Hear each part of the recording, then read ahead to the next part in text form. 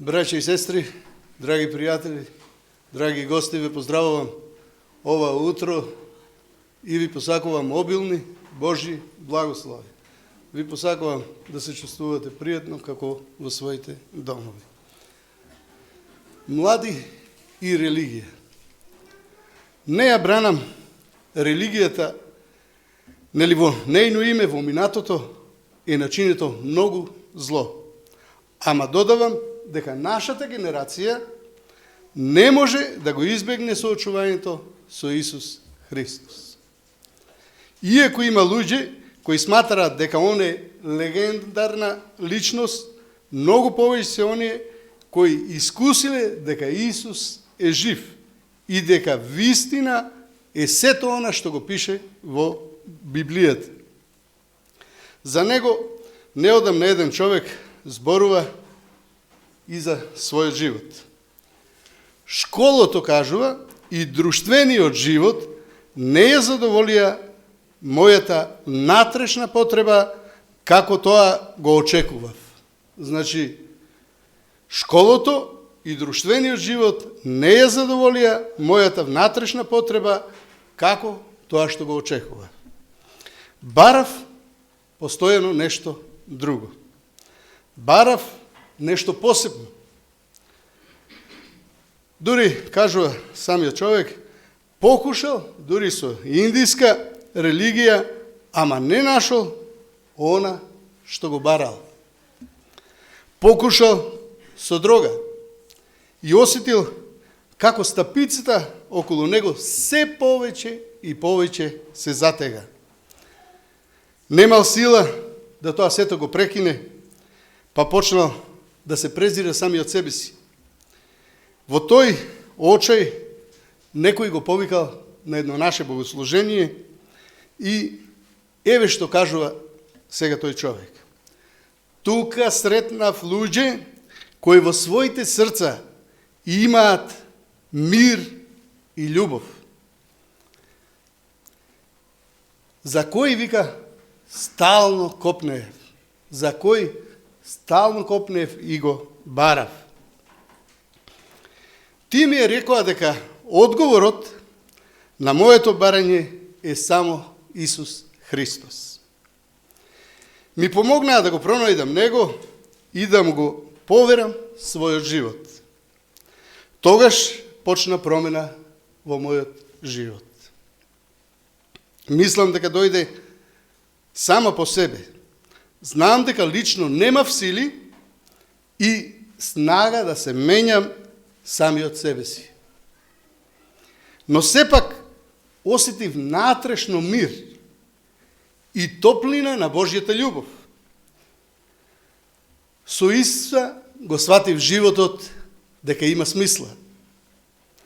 На крајот, по прв пат во својот живот, осетив дека поточно сум слободен и лесен како птица во летот. Овој човек го сретнал Исуса Христа. Он со него се соочил и попуштил кога се сретнал со Исуса. А ви, допуштите да ви поставам едно судбоносно прашање. Кој е Исус Христос за тебе, брате, за тебе, сестро, за тебе, драги пријатели? Ова прашање Исус лично му го поставил на своите ученици.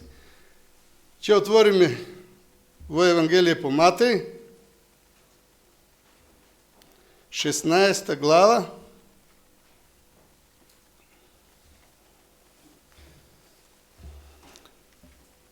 13 до 15 стих.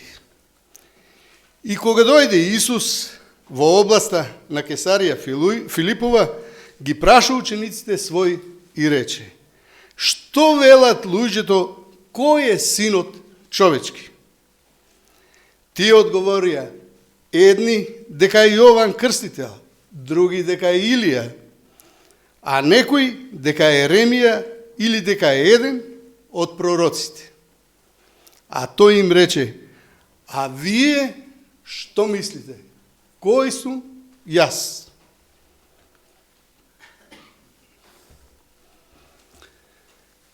Денес Исус право те гледа, брате и сестро, во очи и ти го поставува ова питање. А ти што мислиш? Кој сум јас? Може би едноставно ќе одговорите на ово прашање. Ти си Исус од Назарет, роден од девица Марија, во Витлеем пред 20 векови. Си одел полни 3,5 години по земјата и си ги учел луѓето дека Бог е љубов. А тие со омраза те распна на крст. Си умрел со срамотна смрт. Сите твои ученици те напуштија, сите твои ученици те оставија. А после сето тоа Исус уште еднаш погледнува во тебе и те прашува. И кажува, да, сето ова е точно што го кажа. Ама ти што мислиш за мене? Кој сум јас? Пред да одговориме на ова питање, потребно е да запознаеме 4 важни закони. Првиот закон гласи: Бог те сака и има многу добар план за твојот живот. Бог те сака. Многу пати го читаме еден текст од Библијата и го нарекуваме златен стих. Во Евангелие по Јован 3:16 еве што кажува. Зашто Бог толку го возлюби светот, што го даде својот единороден син, та секој што верува во него да не загине, туку да има вечен живот. Гледаме, браќи и сестри, овде што кажува? Дека Бог толку го заљуби светот. Колку е тоа толку? Бесконечно може да речем. Значи, Бог има неограничена љубов спрема нас грешните. Денес многу се зборува за љубовта.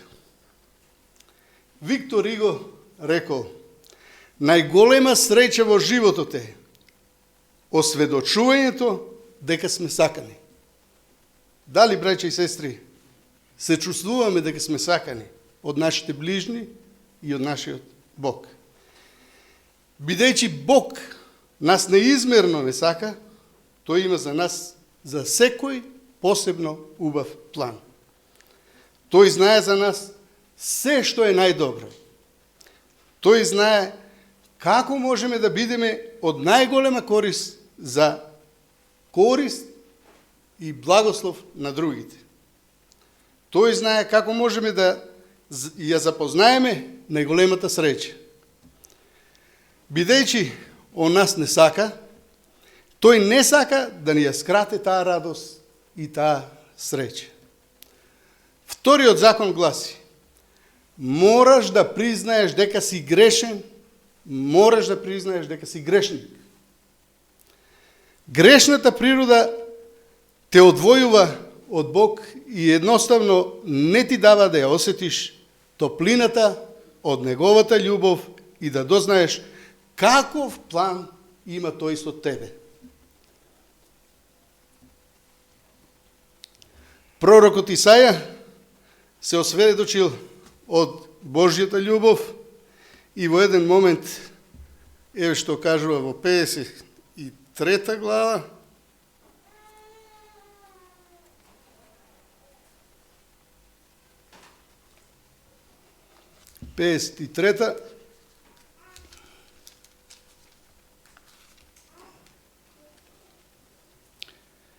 шестиот стих.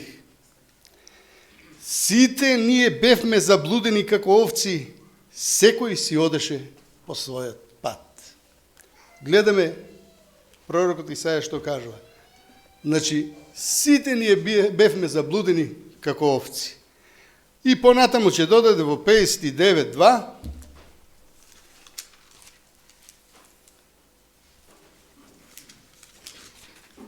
И еве што кажува. Но беззаконијата ваши ве разделија од вашиот Бог и гревовите ваши права да го сокрива лицето свое од вас, за да не слуша. Гледаме, браќи и сестри, дека пророкот Исаја во право кажува, во право затоа што сме грешници, затоа што сме сгрешили, и ние често осеќаме дека сме тогаш и осамени. Кога еден социолог вршел анкета, открил дека повеќето анкетирани рекле: болен сум и доста ми е од се. Дали некогаш сте почувствувале така кога сте биле болни? Но во таа ситуација најважно е тогаш да единствено решение е Исус Христос во тој момент.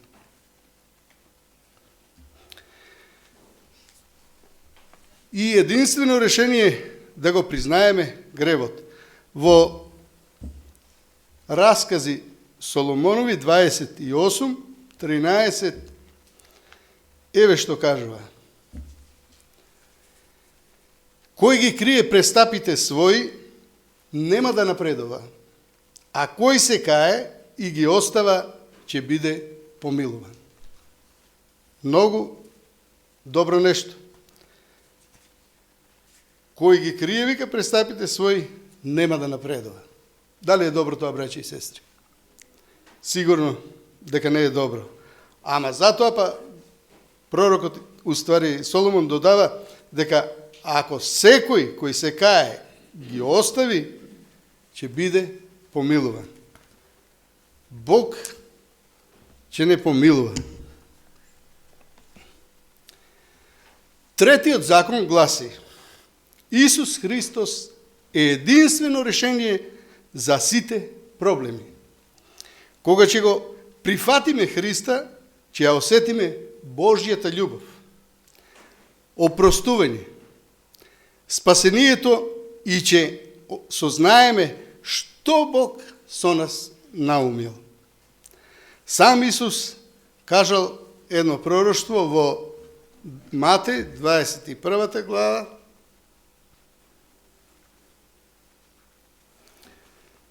Матеј 21:42, и еве што кажува: а Исус им рече: зар не сте читале во книгите, каменот што го отфрлија зидарите стана камен темелник. Тоа е од Господ и чудесно е во очите наши. И ќе потврди уште во 44-тиот: и кој падне врз тој камен, ќе се разбие, а врз кого тој ќе падне, ќе го здроби.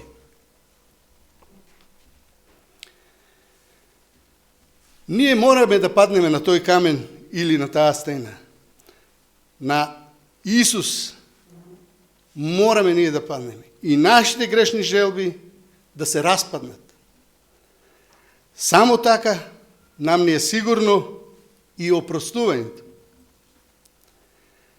Четвртиот закон гласи: кога сме го прифатиле Господ Исуса како свој спасител, ние треба во се да го послушаме Бог што кажал. После покајување и признавање на гревот, по кое следи опростување, доаѓа и послушност. Промената која Бог ја врши во човекот се менја неговиот однос према Божјата волја. Човекот е спремен да слуша и да послуша што Бог кажува. Нажалост, многу христијани се наслонуваат на осеќајот, осетиле дека моментално Бог ги сака, почувствувале некоја возбуда во срцето, исто тоа се задоволиле. Тие забораваат дека со Исус треба да се биде секој ден, во секое време во животот. Не е доволно само да го примиме Христа во нашето срце. Треба во себе да го носиме во секој момент во животот. Давид во Псалм 48 еве што кажал: со задоволство ќе ја исполнам волјата Твоја, Боже мој, Твојот закон е во срцето мое. Со задоволство ќе ја исполнам волјата Твоја. Твојот закон е во срцето мое. Овде откриваме дека една голема тајна, каде што кажува Христос или Давид, во срцето свое го ставив Божиот закон. Неговата света волја е изразена точно во 10 заповеди. Човекот на кој Бог му го променил животот, ги изменил своите навики и своите желби. И еве Давид што кажа, нели? Сакам да ја исполнувам волјата Твоја, Боже, Боже мој. Дали, браќи и сестри, имаме желба да ја исполнуваме волјата Божја? Дали во нашите срца гори тоа? Во животот таквиот човек нема да се поколеба никогаш. Во неговата внатрешност нема веќе борба измеѓу доброто и лошото. Во него е Божиот закон и спремност да го почитува. Драги млади момчиња и девојчиња, драги браќа и сестри, драги пријатели, убаво е и сигурно кога живееме со Божите заповеди, бидејќи се они радост во срцето и ја веселат душата.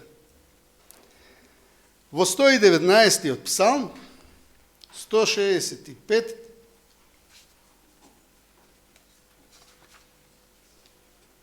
еве што кажува: голем е мирот кај оние кои го сакаат Твојот закон, и за нив нема соблазна. Многу јасно кажано, голем е мирот кај оние кои го сакаат Божиот закон. Се поставува прашање: кој е Исус за тебе? И сега се враќаме пак на она судбоносно прашање кое го поставив на самиот почеток. Кој е Исус? Ова питање не го поставува Христос било на кого, туку те гледа право во очи, тебе брате, тебе сестро, и те пита: а ти што мислиш? Кој сум јас за тебе? Ана знаела за Бога, ја училе за Бог уште додека била мала. Ама кога тргнала на студии, и она малку од верата се разлеало, се уверила дека Бог е производ на човечките машти. Еднаш сретнала една група млади луѓе кои зборувале како да верувале дека Библијата е Божја реч. Тоа не ја изненадило и се заинтересирала. Помеѓу нив не се зборувало за религијата, туку за личноста Исус Христос. Полека се осведочувала дека Исус е стварна личност, ама во Бога уште не можела да поверува. 2 месеци покасно патувала со авион. После полетувањето авионот се пробивал низ облаците. Одеднаш бил осветлен од сонцето. Не можам да објаснам што се случило. Се сетила Ана. Како некој да го раскинал везот од очите мои и ми ги отвори очите. Во тој момент ми се чинеше како Бог да прозборе. Јас сум. Отпорано Библијата ми дала многу одговори, кои требало да ги обликувам во својата вера за Бог, ама уште многу ми недостасувале. Стално зборував дека го нема, а сега одненадеж разбрав. Сватив како да го разберам со мојот огорчен или ограничен ум она што е бесконечно. Ана наеднаш сватила дека Бог постои. Знаела дека сега мора да се соочи со Христос, да одлучи дали сака да живее без Него или пак цел свој живот ќе го предаде во Неговите раце. Во тој момент, кажува Ана, постанав, како што Библијата кажува, како мало дете. Едноставно прошепотив во ред, драги Исусе, ти се предавам во Твои раце. Прави со мене она што ти е по волјата. Осетив како душата ми се полни од љубов и како ме опфаќа длабок мир и радост. Знаев дека сега за мене се менјам за секогаш. А ти што мислиш? Кој сум јас? Исус ве пита, браќи и сестри, во овој момент.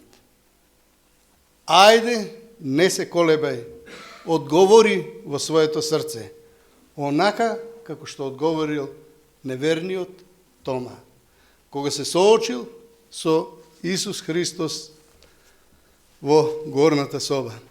Ајде да го прочитаме тоа во Евангелие по Јован, 20 глава, 28 стих. И еве што одговара неверниот Тома кога се соочил со Исус Христос. Одговори Тома и му рече: Господ мој и Бог мој.